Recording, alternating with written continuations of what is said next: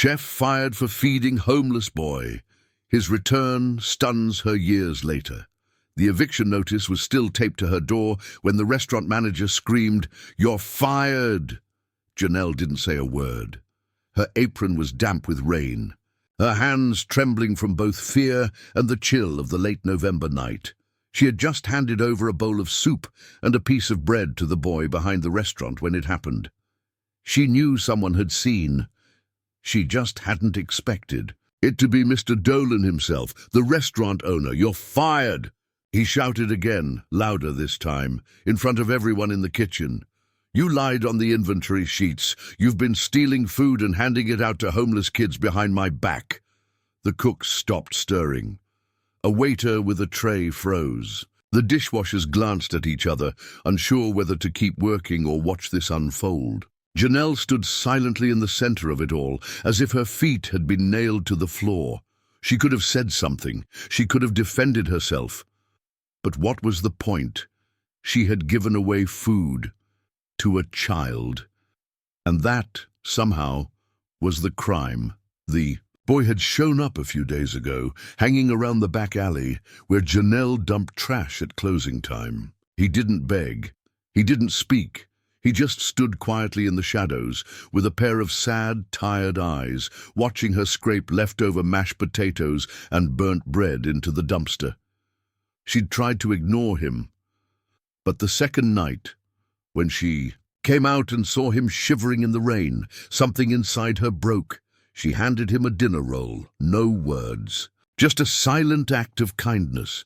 By the fourth night, she couldn't take it anymore. She snuck a full plate of food into a paper bag and left it near the bins. And now, this. After the shouting, the public humiliation, and the threat of being reported. To the owner's legal team, Janelle walked out without a word. The staff watched her go, some with pity, some with fear, none brave enough to speak up. The night was dark, the wind bitter. When she rounded the corner of the alley behind the restaurant, the boy was gone. She collapsed on the steps of her apartment building, stomach empty, heart heavy. The eviction notice fluttered in the wind beside her.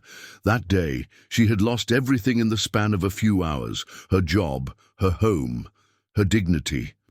3 days later, she was sitting on the sidewalk near a bus stop, her coat wrapped tightly around her as she tried to stretch the last few dollars in her pocket. That's when she saw him again, the boy. He approached slowly, holding something wrapped in a piece of newspaper. His cheeks were red from the cold, his hands dirty. "I'm sorry," he mumbled. Janelle looked up at him, startled. His voice was barely above a whisper. "I didn't mean to get you in trouble," he said, not meeting her eyes. "You didn't," Janelle replied softly, giving him a tired smile. "This world did." He sat next to her on the pavement and held out the bundle. It was half a peanut butter sandwich. "I saved it from the shelter. You helped me, so I wanted to share." Her throat tightened. She hadn't eaten in 2 days.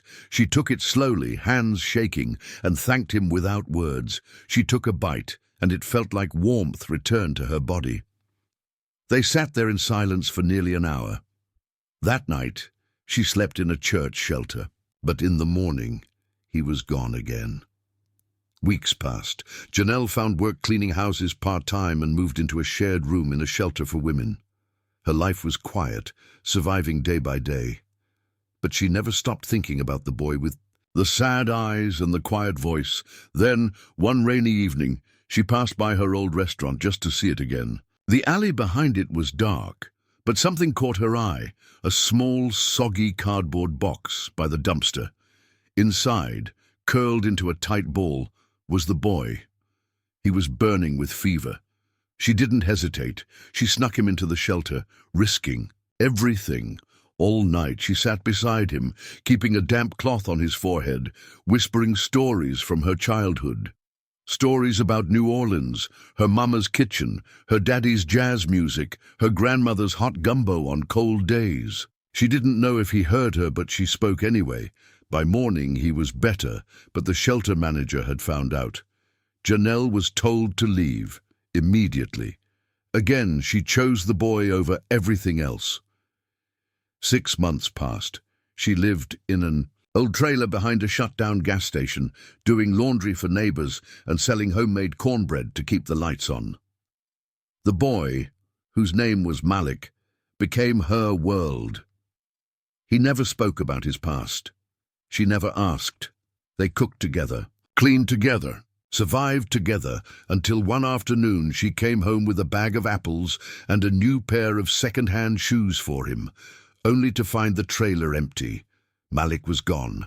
No note, no warning, just vanished. She searched for days. Nothing. 10 years. Later, Janelle stood in line at a food pantry, older, her hands rough, her knees sore. Someone in front of her mentioned a new soup kitchen downtown, run by a young black chef who used to live on the streets. He said a woman once fed him, when no one else would, the volunteer said. He's trying to do the same now. Janelle didn't react. She simply took her bag and left. That night, she couldn't sleep. 3 days later, she stood outside the soup kitchen. Through the foggy windows, she saw him. Tall, broad-shouldered, with a clean white chef's coat. She froze. Then she turned to leave. Wait, she heard the voice behind her, familiar, hopeful. She turned. He stepped outside. His voice cracked. Miss Janelle, chef fired for feeding homeless boy, his return. Stuns her years later. The night air wrapped around her like a cold question mark as Janelle turned slowly to the voice. Miss Janelle? He stood just a few feet away now, his chef's coat damp with kitchen steam and city drizzle, his eyes glistening with something caught between disbelief and emotion. She stared, unable to speak. The boy she once fed, once held during a fevered night in a hidden shelter bed, the boy she had searched for endlessly, now stood before her, a man, strong, confident, tall, but the eyes, they hadn't changed. Malik, she whispered, voice cracking. His smile wavered, then broke completely. It's you. It's really you. He moved toward her, arms open, then hesitated, unsure if he had the right. She didn't hesitate. She stepped into his arms. And for the first time in a decade, Janelle felt like her world had stopped spinning. They sat inside the soup kitchen after hours, long after the line of guests had gone home with full bellies and warmer hearts. The place had the glow of something built on kindness. The walls were covered in photos, volunteers, guests, food drives, newspaper clippings, and at the center, a large framed picture of a steaming bowl of soup with the caption, "One meal can change everything." Janelle looked at it, then back at Malik. So, this is all yours? She asked softly. He nodded, still staring at her like he didn't trust his eyes. Yeah, I mean, it started with just me and a few pots. Now we have staff, donors, a mobile van. It's bigger than I imagined. And you cook? She asked, surprised. He laughed gently. Every day. I remembered the first real food I ever had from you. That bread, that soup. I never forgot the taste. Not just because it was good, he added, but because it felt like hope. Janelle looked down, fighting the swell of tears. Why did you disappear? She asked finally, barely able to ask the question that had haunted her for 10 long years.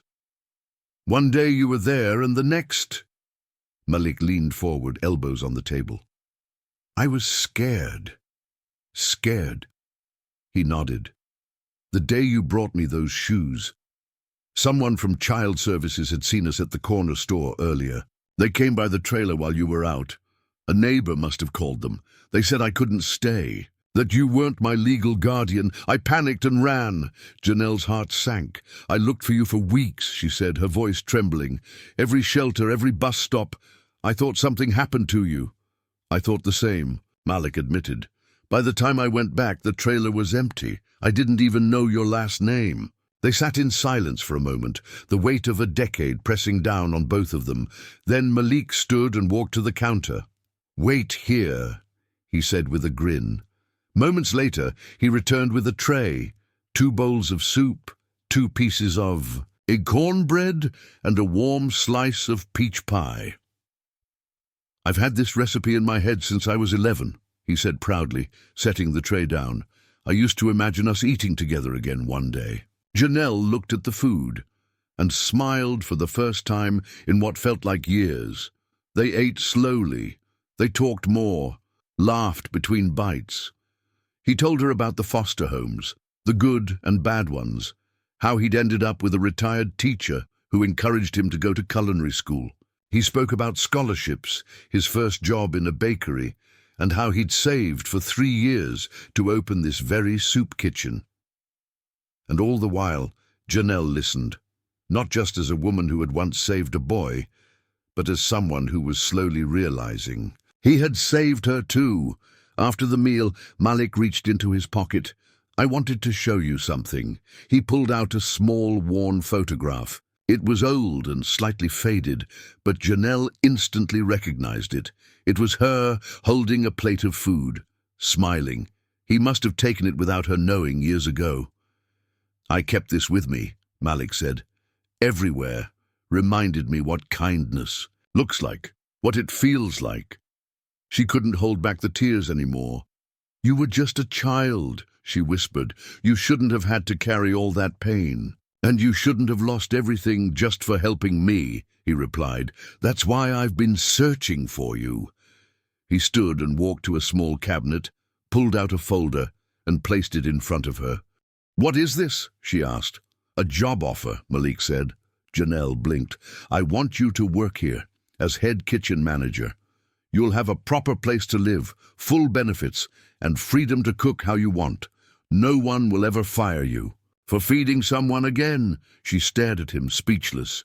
"Why me?" He smiled. "Because this place only exists because of you." She didn't answer right away. Her heart was pounding, her mind racing. After so many years of pain, sacrifice, and survival, someone had finally turned back. The very boy she had risked everything for, he was giving it all back. That night, as she left the soup kitchen, holding the folder in her hands and feeling the weight of hope return to her chest, Malik walked her to the sidewalk. Before they parted, he said, "You once told me the world did this to you." She nodded slowly. "I'm trying to build a different world now," he said. She smiled. "You already have." Chef fired for feeding homeless boy. His return stuns. Her years later, Janelle didn't sleep that night. The folder Malik had handed her sat on the tiny table in her studio apartment, its crisp edges almost mocking the chipped wood beneath it. Her fingers traced over the printed letters on the cover. Staff offer, the Nourish Foundation. Inside were the details of a new life, a full-time position, health benefits, a clean 1-bedroom apartment above the soup kitchen, paid leave. Malik had even included a personal note, handwritten in careful cursive. "For the woman who gave me more than food, you gave me my future. Let me return the gift." Janelle closed the folder and pressed it to her chest. It felt unreal. She had worked so many odd jobs just to survive, cleaning houses, scrubbing motel floors, folding laundry at 3 a.m. in dingy basements. She was used to rejection, used to doors closing before she even knocked. And now, here was a door, wide open, because of a boy she once fed behind a dumpster. The next morning, she stood outside the soup kitchen again. A new line of guests had already formed. Elderly men with worn jackets, mothers with young children, a man holding a small dog inside his coat. No one looked at her twice, but Janelle stared at them all. She saw herself in them, and she realized maybe she wasn't just meant to cook here. Maybe she was meant to heal here too. Inside, Malik was prepping onions when he saw her. "Morning," he said, barely hiding the hope in his voice. She walked up slowly and placed the folder on the counter. "I read it," she said. "And?" She paused.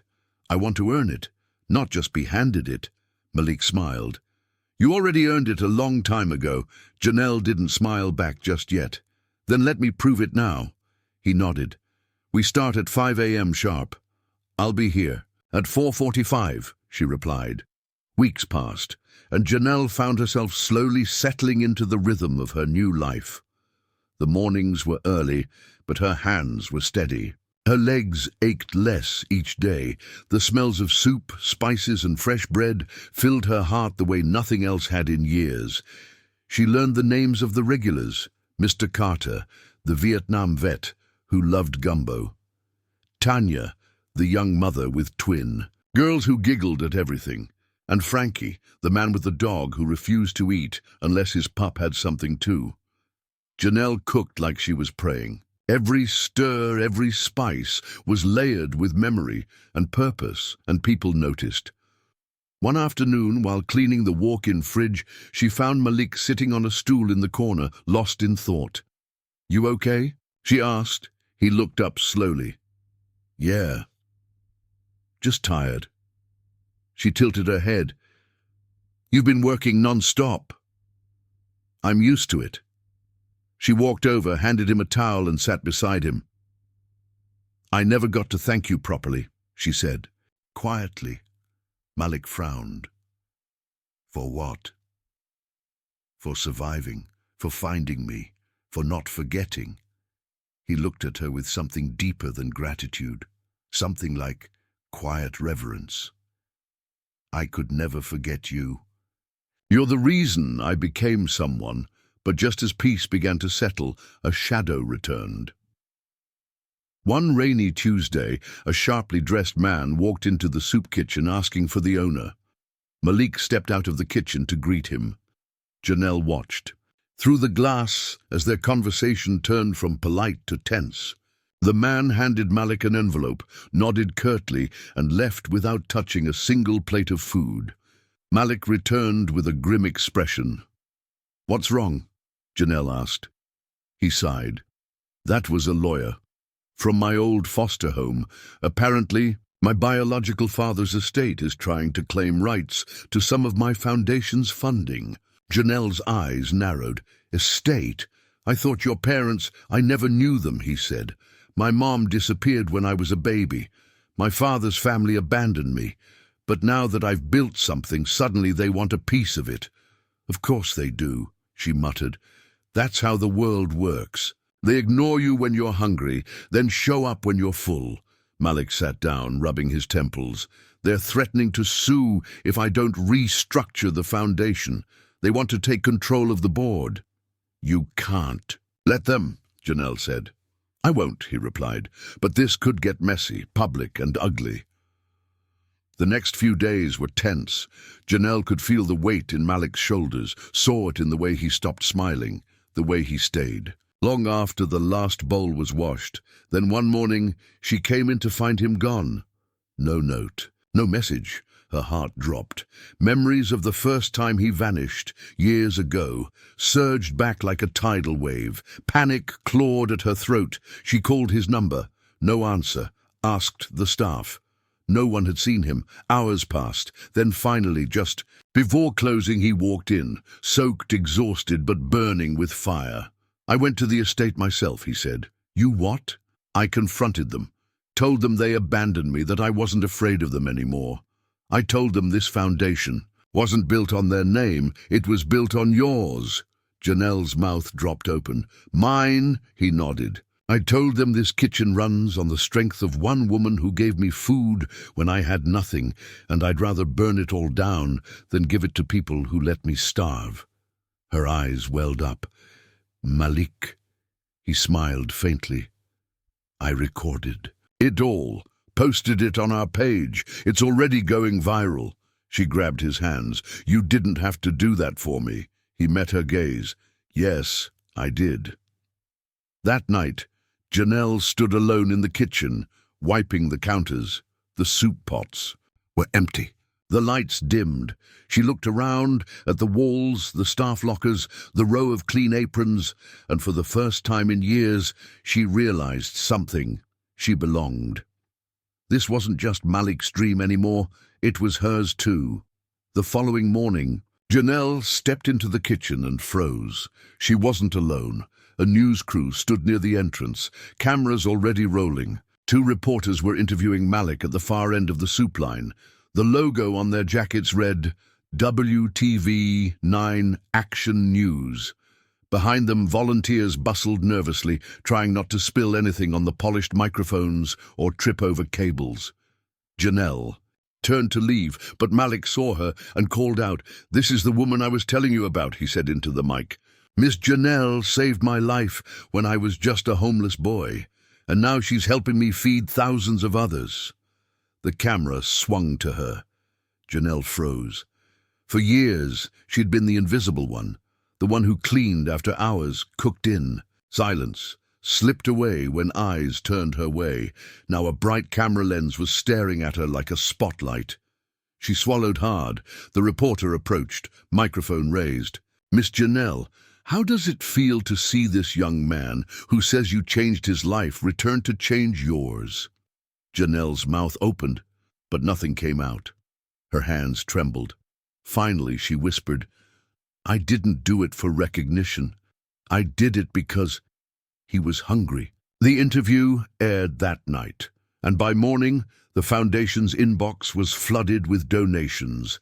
Messages poured in, from former foster kids, single mothers, veterans, struggling families. All of them moved by the story of the chef who gave. A boy, a bowl of soup and a second chance. But with the spotlight came attention, not all of it good. 2 days later, a sleek black SUV pulled up outside the soup kitchen. A man stepped out, dressed in a dark grey suit, sunglasses tucked into his shirt pocket. His face was tight, clean-shaven and far too familiar. Malik stood on the steps, arms crossed. Janelle stood beside him. "Mr. Carter," the man said, offering a smile that didn't reach his eyes. "I'm Roger Lane, legal representative for the estate of Martin Carter, your late father." "I know who you are," Malik replied coldly.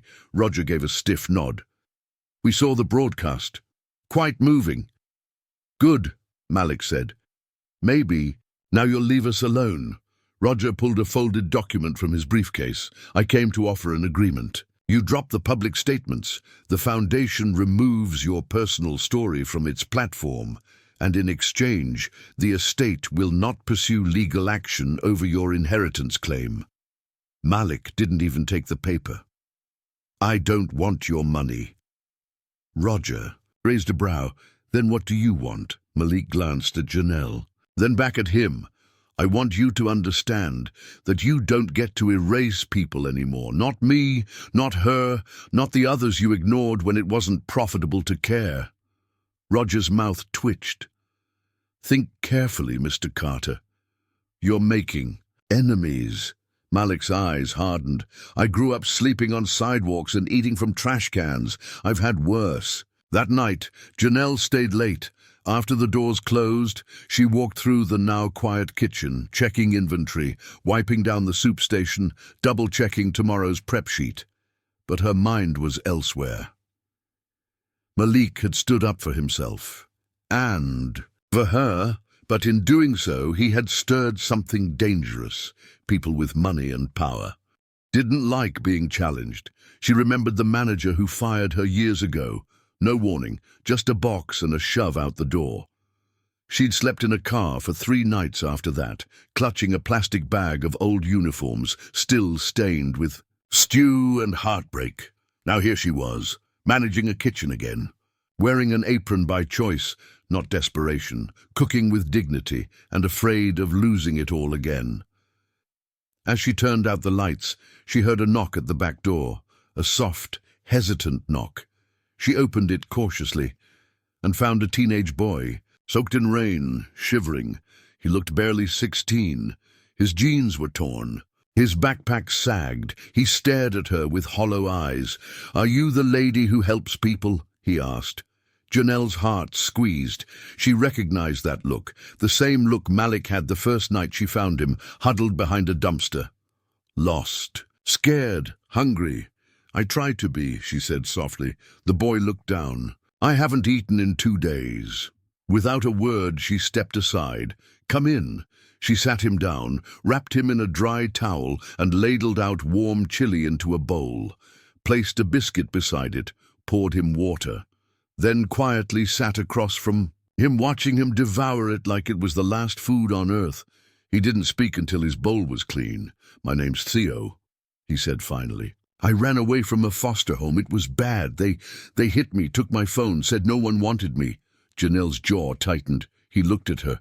"They were wrong, right?" She didn't hesitate. They were dead wrong. When Malik arrived, the next morning, he found Janelle asleep in a chair, Theo curled up on a cot nearby, wrapped in a blanket. He didn't speak, just stood there for a long while, watching. Then quietly he whispered, "We're becoming what we needed." Janelle stirred, opened her eyes. "Another one," she said with a faint smile. "They just keep coming." Malik nodded. "And we'll keep feeding them." Later that day, as they worked side by side in the kitchen, Janelle said something she'd never said before. "Thank you." Malik looked up. "For what?" "For finding me again, for giving me back my life." He smiled. "You never lost it. You just needed the right place to use it." And for the first time in her adult life, Janelle believed that might be true. But outside, parked across the street, the black SUV returned. Inside, Roger Lane sat watching them, phone pressed to his ear. "Yeah," he said. "They're gaining too much attention. We'll have to do it quietly. No cameras." He ended the call and started the engine. Janelle had a feeling. It crept in like a chill draft under a closed door, subtle at first, then impossible to ignore. She felt it in the way the kitchen's back gate creaked open at night, though no one knocked. She felt it in the distant black SUV parked across the street too often. Most of all, she felt it in Malik's silence. He'd been distracted, focused but distant, like a storm cloud pacing above the building, not ready to pour, but "Never gone, Theo stayed," Janelle insisted. The boy had nowhere else to go, and something about him reminded her too much of the kid Malik had once been. Every morning, Theo was in the kitchen before sunrise, helping scrub pots, prep vegetables, sweep the sidewalk. The staff grew to love, and him. Even Mr. Franklin, the grumpy old dishwasher who rarely spoke, gave Theo a worn pair of shoes with better soles. Janelle watched the boy transform. His shoulders stood a little taller. His smile came quicker. He was healing, and so was she. But Malik, he seemed to be bracing for something none of them could see. One afternoon, Janelle found him in his office, laptop open, eyes locked on legal documents. "You're still fighting this?" she asked softly. He nodded without looking up. "They're not backing down. Their lawyers filed a motion to freeze our assets. They're trying to prove I'm unfit to manage the foundation because of my background." "Unfit?" she scoffed. "You built this from nothing." "They don't care. All they see is a former foster kid with no bloodline entitlement running $1 million non-profit." Janelle walked around the desk and gently closed his laptop. "You're more than... You're past, Malik. You've proven that 100 times over." He looked at her, tired. "Then why does it still follow me like a shadow?" "Because you keep walking toward the light," she said, "and shadows don't like that." That night, while closing up, Malik received a strange notification on his phone. It was an anonymous tip sent through the Foundation's contact form. "Careful who you trust. Not everyone in your kitchen works for you." He stared at it, then read it again. The next day, Malik called a staff meeting. The kitchen buzzed with confusion as the team gathered. Volunteers, cooks, servers, even Mr. Franklin with his apron, still wet from washing dishes. Malik stood at the front, arms folded. Behind him, a whiteboard had one word written across it: "Trust." "I don't know who sent it," he began, "but someone thinks this kitchen has a mole, someone feeding information to the lawyers trying to shut us down." The room fell into stunned silence. Eyes darted. Janelle stared at Malik, confused, almost hurt. He hadn't told her. "I don't want to believe it," he said, "but our emails were leaked, our staff rosters, our donation contacts." One hand slowly raised. It was Theo. "You think it's one of us?" the boy asked, eyes wide. Malik's voice softened. I don't want to, but whoever it is, they're not going to win. That night, Janelle couldn't sleep, not because she believed someone had betrayed them, but because something else haunted her, a memory she'd tried to forget. She reached under her bed and pulled out an old shoebox. Inside were a few folded papers, faded photos, and a crumpled newspaper clipping. She hadn't touched them in years. One of the pages was her old employee warning letter, the one from the fancy restaurant where she'd been fired for feeding Malik. She'd always assumed it was the manager who turned her in, but as she studied the scrawled writing at the bottom of the report, her stomach dropped. The handwriting looked familiar, too familiar, like someone from the kitchen now. The next morning, Janelle pulled Malik aside. "I think I know who's leaking information." He froze. "Who?" She held up the old warning letter. He studied it, brow furrowed. "That signature, look at the G and the curve on the T. Doesn't that match?" "Mr. Franklin's handwriting?" Malik blinked. "The dishwasher? He worked at that restaurant, Malik. That's where I remember him from. He was a line cook there years ago. Quiet, angry. I never put it together until now." Malik stared. Out the kitchen window, Mr. Franklin was out back, taking a smoke break, the same as every morning. Later that day, Malik approached him gently. "Hey, Franklin, can we talk?" The older man sighed, flicked his cigarette to the ground. Malik didn't. "Waste time. Were you the one who leaked our information?" The man didn't answer. He just looked away, guilt creeping across his face. Finally he muttered, "They paid me. Said if I sent a few contact names, they'd make sure I got a job when this place shut down." Malik's heart dropped. "You've been here since the beginning." "I never believed in it," Franklin muttered. "Just thought it was a matter of time before it crumbled, and I was tired of being broke." Malik exhaled slowly. "I'm not going to report you," he said. "But you can't stay." Franklin nodded. "Didn't plan to." By the end of the week, word spread. Malik issued a public statement revealing the sabotage attempt. The community rallied harder than ever. Donations doubled. Volunteers poured in. Support messages flooded the foundation's pages. The pressure worked. The estate's lawyers began to back down. What was once a quiet soup kitchen had become a national story, one of loyalty, betrayal, forgiveness, and healing. And at the center of it all was Janelle. One evening, Theo pulled her aside. "Miss Janelle." "Yeah, sweet boy. I was thinking, when I get older, maybe I can work here too, like for real." She smiled, eyes warm. "You already are." But as the sun set behind the kitchen's small rooftop garden, Malik stood alone up there, hands in his pockets, staring at the sky. Janelle joined him. "Long day?" she asked. He nodded. "They almost took everything." "But they didn't," she said gently. "No," he replied, "because people like you, and even people like Theo, reminded me why I started this." He looked at her, eyes misted with emotion. "We made it through." Janelle smiled softly. "One more part to go." 1 month later, the soup kitchen overflowed. Lines wrapped around the block, not because the city was starving, but because people now believed in what was happening here.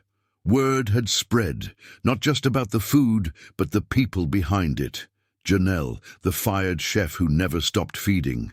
Malik, the homeless boy who became a founder. And Theo, the quiet teenager who now stood at the door greeting everyone with a smile and a clipboard. But inside those walls, it wasn't just a kitchen anymore. It was a sanctuary. On the foundation's anniversary, Malik stood at a podium in front of a packed crowd. Cameras rolled, reporters took notes. And in the front row, Janelle sat beside Theo, holding her breath. Malik cleared his throat and began. 10 years ago, I was a boy with no name, no family, no future. People walked past me every day, like I didn't exist." He paused, voice tightening. "But one woman saw me, not as a thief, not as a burden, not as someone to be pitied, but as a human being." The audience turned toward Janelle. Tears filled her eyes. "She didn't just feed me soup," Malik said. She gave me dignity, and she lost her job for it. Lost everything. A hush fell across the room. I used to think I owed her a debt I could never repay, but now I realize that debt doesn't exist because Janelle didn't give me food to be paid back. She gave it because it was right. He looked directly at her, and now I just want to say thank you for showing me what it means to be brave, for showing me what love looks like when no one's watching. Janelle wiped her eyes, her hands trembling.